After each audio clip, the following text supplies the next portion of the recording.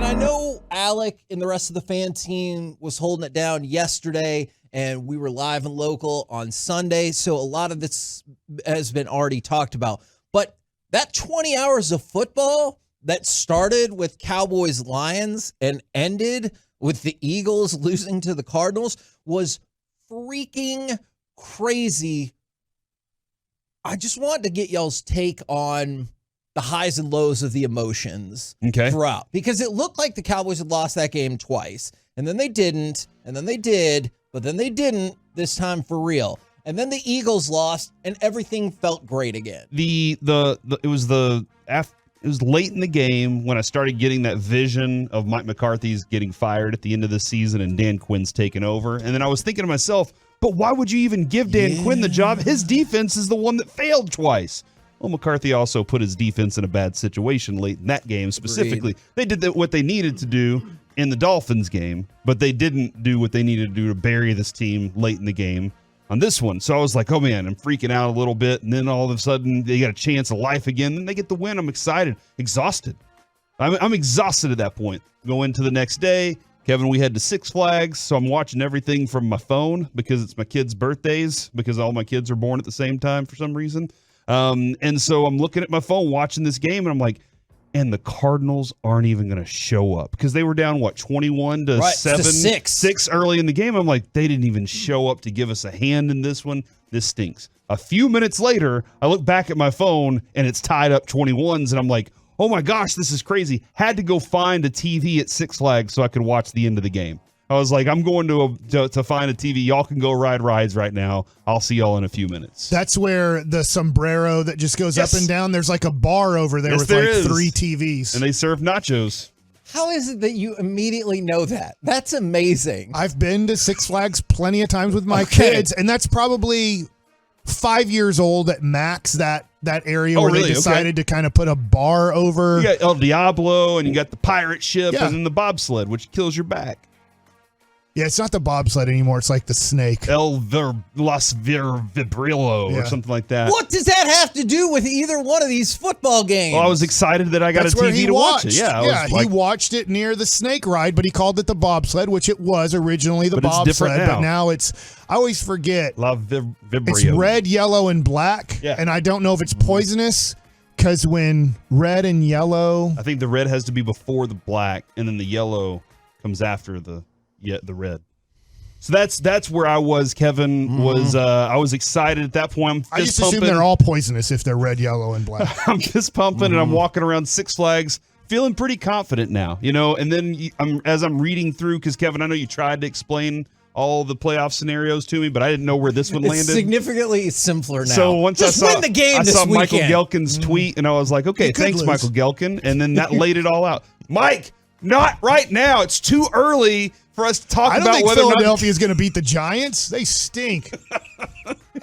Kevin said that Tommy DeVito would, but I will say this, Kevin. A while back when we were looking at the Eagles and how they were falling apart, I said, I think the Cardinals are going to beat them down the stretch. And I was fingers crossed that DeVito could do it first. But the Cardinals did it. They had Kyler Murray, who had a really good game. I mean, Kyler Murray played well in this game, well enough to beat the Eagles, who I still think are falling apart from within. Okay, I agree with you on that. Just to show you how much things change, we're not kidding about Alec, though, yesterday. Alec was holding it down, the G-Bag Nation. I got on with him at 4. I know. So, as is usually the case, I waited until you got your shine on, and then I went afterwards. Is one of the things I told Alec, and we talked about, is how much things change. I was counting on Tommy DeVito, who's not even their starting quarterback anymore, to get the job done for the Giants. Now, you don't need the Giants to do anything this weekend, but you just need to beat a team that is awful and wants to lose this game. It's an amazing turn of events that I would not have predicted the first time that it looked like the Lions were going to win this game. Because there was at least 2 times that I was like, we've lost. And I know that it's very early. This is the second year of 17 games. Am I correct about that? Is usually you have to win 13 games to be a 1 or 2 seed. Okay. And if you look at it, I don't think San Francisco's even going to show up for this last game. But they're at 12. Try and stay healthy. 12-5 this year is going to be the 1 and 2 seed. So I would have never guessed, as the Cowboys were, going into, let's say, mid-November football, that, man, if you go 12-5, you're gonna end up winning this division. We all thought that you were gonna have to somehow, some way get to 13-4, and now 12-5 is going to win the tiebreakers and win the division for you. Which, after the Zach Martin signing, I did say that the Cowboys would win 12 games, and if they didn't, y'all could throw Sonic Ice at me. So that is still up in the air. I said 11-6, so I still got a chance. All right, there you go. Don't fist pump like that's what you're rooting for, though, right? I'm still in the running. Okay, I understand. I think they're going to win easily, but go ahead. Have you seen the point spread? I saw it open up at 13.5. I don't know what it is right now. It's on the road, though, against a quality opponent. Luckily, we're not playing Arizona. Well, it's a quality because they're a division opponent. So that means they exist. That takes it up a little higher. Yes! That's a good point there, Kevin. They exist, and the Cowboys against teams that exist. You never know. On the road is I know a lot of people still want to talk about the eligible receiver and everything like that. I understand that. But like in terms of things that I guess I feel are more particularly relevant to the Cowboys going forward, I'm not kidding about this. I know they didn't give up a lot of points, and they didn't give up a lot of points the week before, but that end of the game Cowboys defense, what is your concern level? Because this is now 2 weeks with the game on the line, and I realize you won the game, but it won because your defense shut it down. In a way, highly concerned, because against Miami and against Detroit, they had good games. Overall, for sure, they're both good games. But I'm going to go back 1 week and then pass it to Corey here, is Dak didn't have, I won't say he had a bad game, but he didn't have a great game against Miami. But at the end of the game, with 3 minutes and change, he drives his team down the field, throws a great pass, gets a touchdown, and says, all right, we did our job. We are now giving it to the defense to hold the game. As long as you guys hold them to a punt, at any point they have to punt the ball, we will win the game. And they couldn't come close to doing that in Miami. And then you get the interception from Wilson. You have a weird drive, but you do kick a field goal to go up by 7 with less than 2 minutes to go, and the other team has no timeouts. You have a weird drive. And then you say, hey, as long as they don't score a touchdown, guys, I guess, or get the 2-point conversion, which I guess they succeeded at. So good job, defense.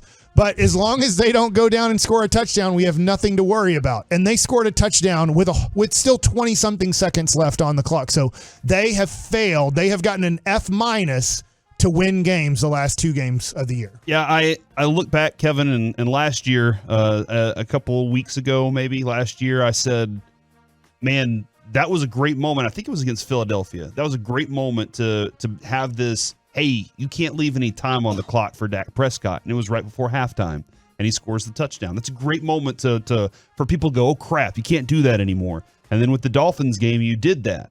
But now it is that question of why are you not getting to the quarterback late in the game whenever that's what you're best at?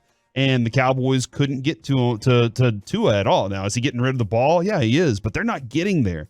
Now, you need your secondary to make a play. They did it against the Lions a couple times, which was nice, but your defensive front has to be able to get to the quarterback late in a game. That's what you're relying on, and they aren't. And I don't know why. And I don't know if you look back at it and go, hey, look at all these holdings that are still being missed on Micah Parsons. How is this even possible? It still exists. You see the shots. You're seeing the pictures. You're seeing the screenshots of it all. All the videos are there. How is it still happening? I don't know. I feel like now he's in a state where he's just like, it doesn't even matter anymore. I'm going to try to do the best I can, but I can't get there. Kevin, I'm going to ask you this question, which I asked Reggie, and he answered it. I would rather be winning by 2 to 4 points with the other team having the ball to have to go, let's say, 50 yards for a field goal or 75 yards for a touchdown.